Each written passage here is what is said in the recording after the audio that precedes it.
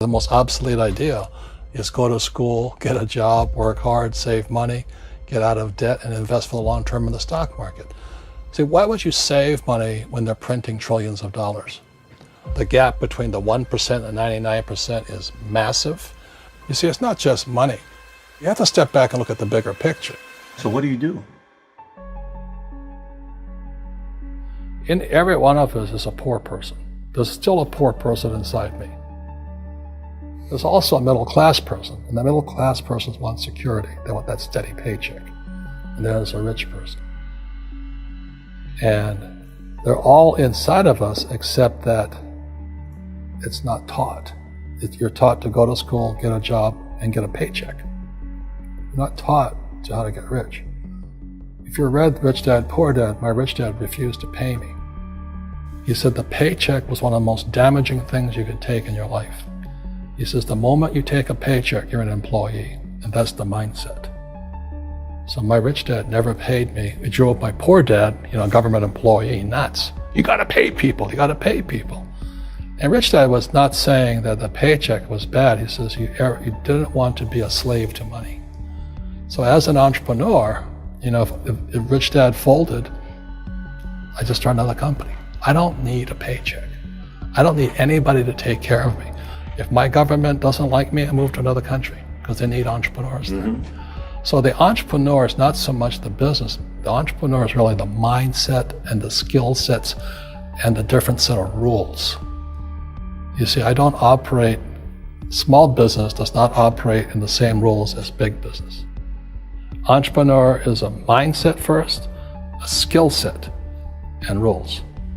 And depending upon whether you're an employee or a small business, the rules are different. The mindsets are different. The skill sets are different.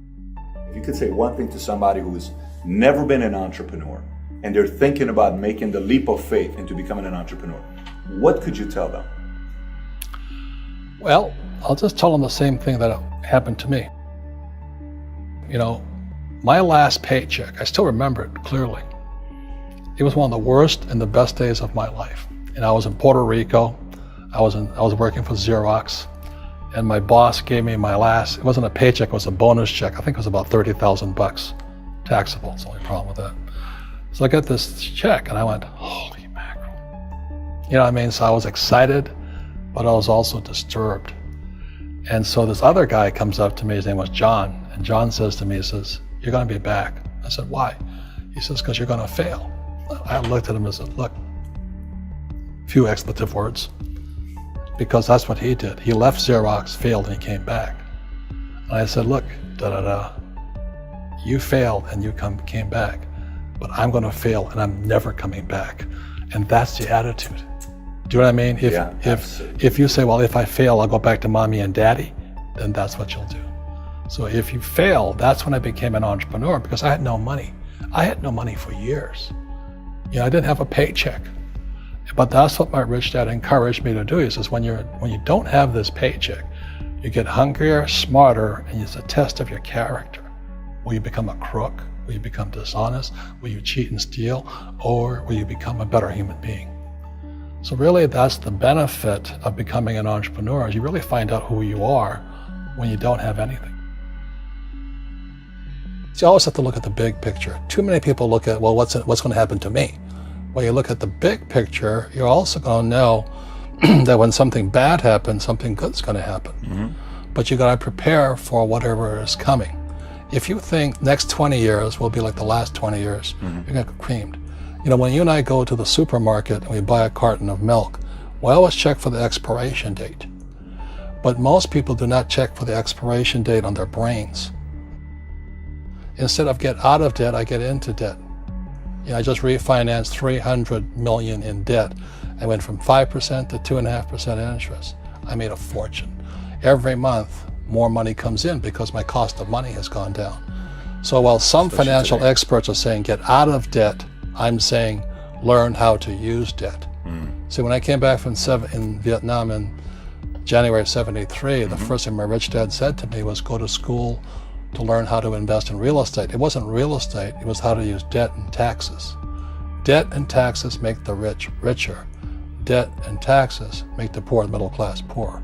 So all the rich guys who are doctors and lawyers or, those guys, they're getting creamed and they don't know why. Doctors are getting creamed.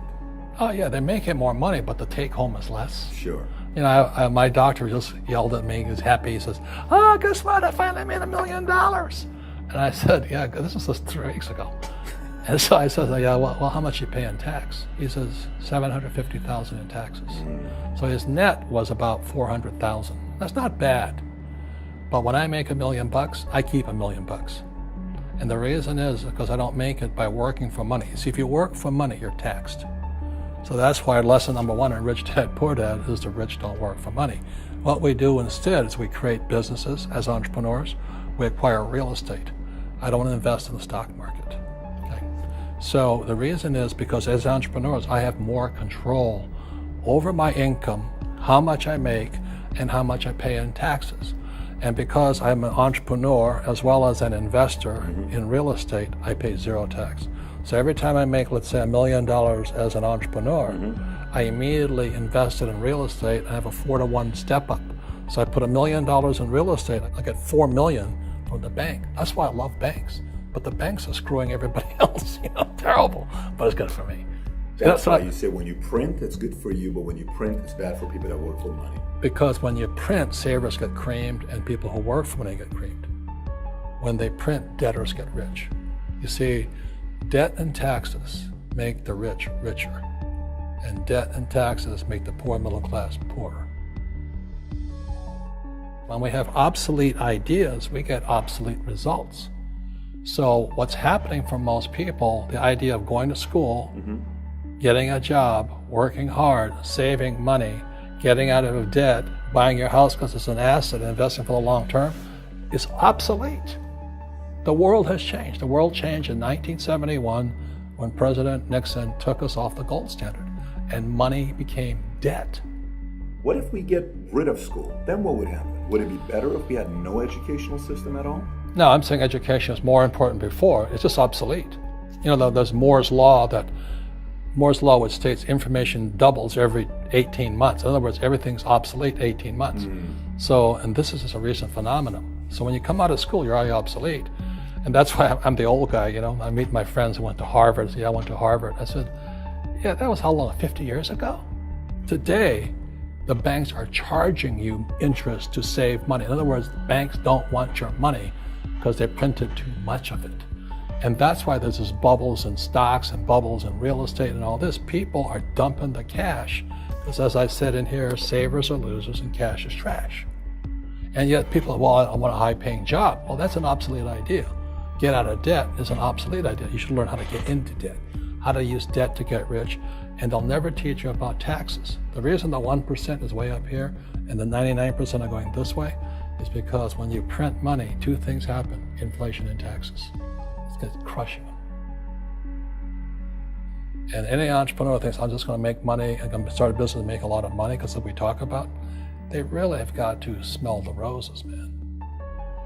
That's not what the real entrepreneurs are doing. Most entrepreneurs, there's 28 million small business owners in America. 24 million are what are one-person entrepreneurs. They're called non-employee entrepreneurs. So and that's what happens is when people don't really understand what an entrepreneur does. So most big people are self-employed, but they're not really entrepreneurs. The self-employed pay the highest taxes of all, and nobody tells them that. Yeah, it's also called the entrepreneurial spirit, but what we were actually talking about was there's no such thing as a bad economy. There's external, you and I, we all have an external economy, but we also have an internal economy, and the willpower is to change our internal economy. So for me, I can see the good and I can see the bad. I don't really give a damn because I'm going to be rich anyway. But a poor person with a poor personal economy, all they're going to see is a bad economy because they don't know how to make money in any economy. And a middle class person, they have a middle class economy. What they want is a nice house and a steady paycheck and the job and the car. And so when you take their job away, to them, that's disaster. Well, since an entrepreneur doesn't have a job anyway, it's no big deal. So all I'm saying to people, and it's what Bucky Fuller taught me, is always two sides, you know what I mean? Unity is plural, at minimum two. So if you think the economy is bad, it's because your economy is bad. If you think that steady, employment is important, then you'll see an economy without jobs. Your economy versus the external economy. What you control versus what you can't control. I can control. Yeah, it's called an internal focus versus an external focus. So the real entrepreneur has an internal focus. That if they fall down, they say, "Oh, this is good, because I'm going to go up higher." The average person will fall down and say, "Oh, I'm going to take some Prozac," or somebody has a mistake. Oh, the mistakes don't matter. Well, mistakes matter. It means you didn't know something. But a real entrepreneur, whether they fall down, they always can go up. They can stand back up and go higher. That no matter what happens to them, they get stronger and better and smarter and happier. But a person with a weak internal mindset is that they're so afraid of what happens, it generally happens. Like, people who are afraid of losing their jobs, they generally lose their jobs. You know what I mean? Yeah, so everything you can comes through you. Yeah, so the entrepreneur first job is to control inside here, not outside there. The moment you take that paycheck, you're an employee. You've got to be stronger than that. It's about inside control.